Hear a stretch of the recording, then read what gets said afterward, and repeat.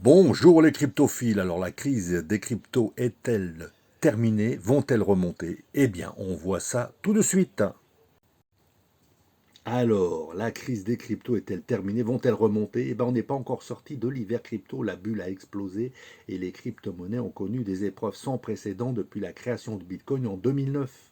Le Bitcoin lui-même a subi une perte de 60% par rapport à son record de novembre 2021. Après l'euphorie puis la panique avec la chute de FTX en novembre 2022, que va-t-il se passer? Bon, il est vrai que le secteur des crypto-monnaies n'a jamais été très solide, hein, et les récents événements ont démontré sa fragilité intrinsèque.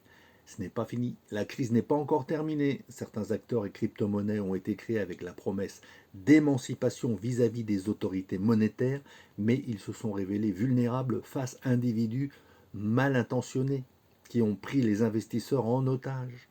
L'idée d'une totale décentralisation semble aussi être un mythe et des conglomérats se sont formés dans le secteur des crypto-monnaies.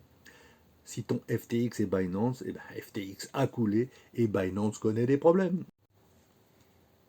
Parmi les principaux risques, on peut citer une mauvaise appréhension du risque dans les crypto-monnaies, notamment en ce qui concerne le contrôle de la profondeur du marché de ces actifs. Autrement dit, il faut faire beaucoup de recherches, n'investissez pas en aveugle ou parce qu'on vous le dit. Cependant, le système est plus fort aujourd'hui qu'il y a un an après avoir connu ce grand nettoyage dont FTX. Les crypto-monnaies ont quand même un grand potentiel, rassurez-vous, et la blockchain semble une valeur sûre pour les prochaines années du fait de sa structure triptyque composée d'un registre, d'un réseau et d'une unité de compte. Les crypto-monnaies peuvent être pertinentes dans des États où la confiance entre les citoyens et les systèmes politiques et monétaires est rompue, comme c'est le cas chez nous avec une inflation galopante et aux États-Unis aussi, c'est encore pire. Dans les économies plus stables, les blockchains, en particulier Ethereum et ses déclinaisons, pourraient également fluidifier les transactions financières actuellement ralenties par de nombreux intermédiaires dans le système classique.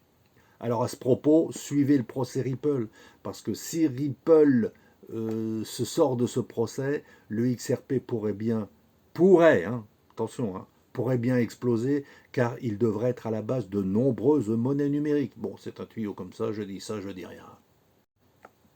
En tout cas, les blockchains ont un avenir certain, que ce soit en monnaie gouvernementale ou en DeFi ou en centralisé. Les États vont s'efforcer de réguler, alors attendez-vous encore à des réglementations. Je vous en parlerai dans les prochaines vidéos.